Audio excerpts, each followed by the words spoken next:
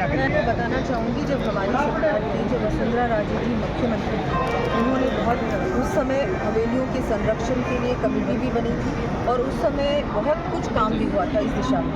उसके बाद सब जानते हैं कांग्रेस सरकार आई, उनको बिल्कुल ना तो धरोहर की परवाह थी, ना उनको विकास की थी, ना विरासत की थी, ना उनको रोज़गार देने की कोई परवाह थी। अगर इसको डेवलप करते तो यहाँ टूरिज़्म बहुत बढ़ता। टूरिज़्म का मतलब ये होता है ज़्यादा से ज़्यादा यहाँ टूरिस्ट आते हैं तो स्थानीय रोज़गार बढ़ता, लोगों को जॉब अपॉर्चुनिटीज़ मिलती, यहाँ की इकोनॉमी भी आगे बढ़ती। शेखावटी जहाँ से बहुत सारी बिजनेस फैमिलीज़ निकली हैं और पूरे विश्व में उन्होंने नाम रोशन किया राजस्थान में। लेकिन यहाँ जब हम लोग आते हैं तो देखते हैं कि कुछ जगहों पे तो कुछ एरियाज़ में तो डेवलपमेंट है, कुछ एरियाज़ बिल्कुल निगलेक्टेड। एजुकेशन हब है ये, यहाँ से बहुत सारे हमारे सेना में भी लोग गए हैं, लेकिन जहाँ हेरिटेज की बात आती है यहाँ बहुत इम्पॉर्टेंट हेरिटेज है यहाँ का, लेकिन उसका ध्यान नहीं रखा गया। हमारी सरकार बिल्कुल आपने जो बात कही उस पर ध्यान देंगे और यहाँ इस तरह का अगर कुछ लेजिस्लेशन लाना होगा या कोई ऐसा उनको कुछ लेके आना होगा कि जहाँ पर यहाँ पर ये जो आप कह रहे हैं कि हवेलियाँ टूटी जा रही है उसको रोकने का पूरा प्रयास करेंगे। अभी जो मैं कर सकती हूँ प्रशासन से भी बात करूँगी और इसका एक प्लानिंग कर जो अब बच चुकी हैं उनका तो हम कुछ करें, नहीं तो वो भी नहीं।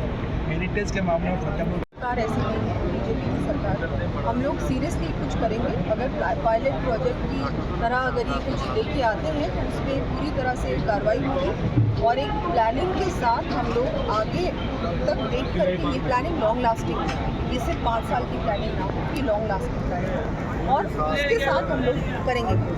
एक सवाल पूछते हैं मेरे मन में, आपका कोई टूरिज्म में ट्रायंगल बनाने का उसके बारे में पीछे प्रशासन से बात करते हैं तो वो जाते किया तो वे कहते हैं ऐसा कोई कानून नहीं है जिससे हम किसी को, ये सबसे बड़ा एक विश्व में टूरिज्म के हिसाब से जाना जाए और हमारी ये चेष्टा रहेगी। उसके अलावा दोस्तों मैं बता दूं कि हमारे इस मंदिर का विस्तार 25 सालों से हमारे भाई अशोक जी गोयनका के कार्यकाल से शुरू हुआ। हमारे सचिन जी गोयनका ने इसकी शुरुआत बहुत अच्छी कठोर चीज में की और एक अद्भुत पोजिशन पहुंच दी जाती है। मंदिर का निर्माण के साथ साथ इस हॉल का निर्माण जो कि 3000 स्क्वायर फुट का बना, वो अपने आप में एक विशाल है और एक बृहत्तम कार्य है। आप लोग सबको मंदिर होगा। यहाँ बहुत सारे आप लोग हैं जो ये हवेलियाँ भी आप लोगों की है या आप लोगों के परिवारों की है, तो अब हम सब मिलकर इसके बारे में भी विचार करें जिससे कि ज़्यादा इस क्षेत्र में भी टूरिज्म बढ़े, क्योंकि टूरिज्म बढ़ सकता है। यहाँ मंदिर भी हमारे बहुत प्रतिष्ठित मंदिर है। अभी खाटू श्याम जी के लिए भी 100 करोड़ इस सरकार ने दिया, आगे भी दे, बहुत सब कुछ बहुत कुछ होगा, लेकिन आप लोगों के सहयोग के साथ हो, एक साथ मिलकर हम काम करेंगे ना तो काम ज़्यादा गति से होगा और अच्छा काम है।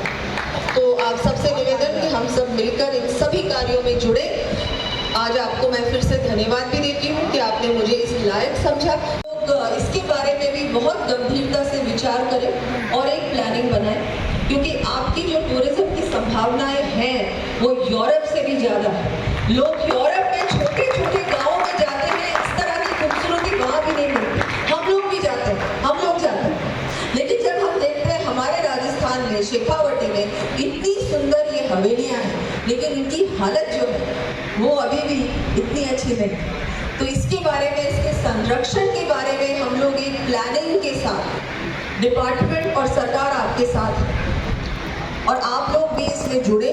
जितना भी हम लोग कर सके इस पूरे क्षेत्र में जितनी हमारी हवेलियाँ इनको, क्योंकि हमारे प्रधानमंत्री जी भी कहते हैं विकास और विरासत एक साथ चलता है, तो विकास तो होना होगा, सड़कें बनेंगी, एयरपोर्ट्स बनेंगी, रेलवे लाइंस बनेंगी, रेलवे स्टेशंस बनेंगी, लेकिन जो ये विरासत है, ये हेरिटेज है, ये धरोहर है, इसको संभालना भी हमारी उतनी ही जिम्मेदारी है जितना हमारी रोड्स बनाने की, हॉस्पिटल्स बनाने की जिम्मेदारी है। तो इसको हम भूले ना, ये बहुत महत्वपूर्ण है, क्योंकि अगर ये नहीं होगा तो हमारी पहचान कहाँ जाएगी।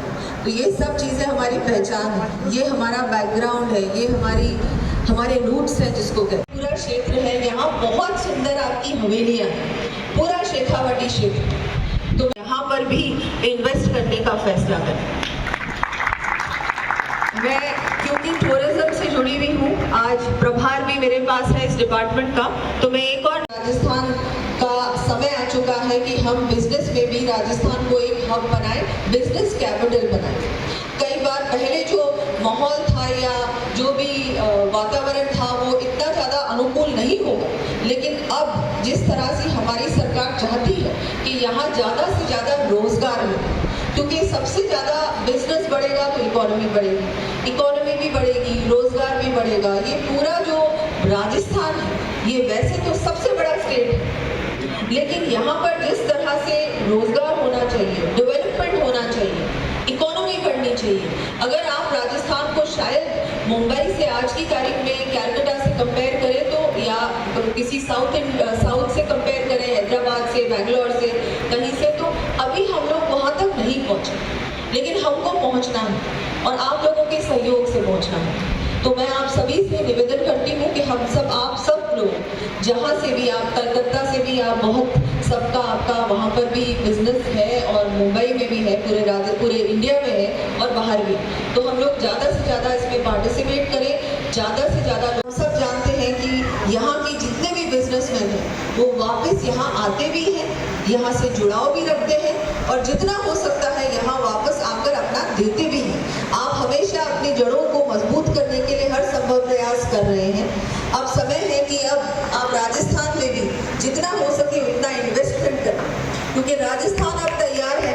हमारे माननीय मुख्यमंत्री भजन लाल जी जो कि बहुत मेहनत कर रहे हैं, आपने देखा होगा बहुत हमारे कार्यक्रम हो रहे हैं, चाहे वो मुंबई हो, कलकत्ता हो, दिल्ली हो, अब देश से बाहर जाने का भी कार्यक्रम है और पूरा प्रयास है कि राजस्थान में हर प्रकार से एक बिजनेस हब भी बने।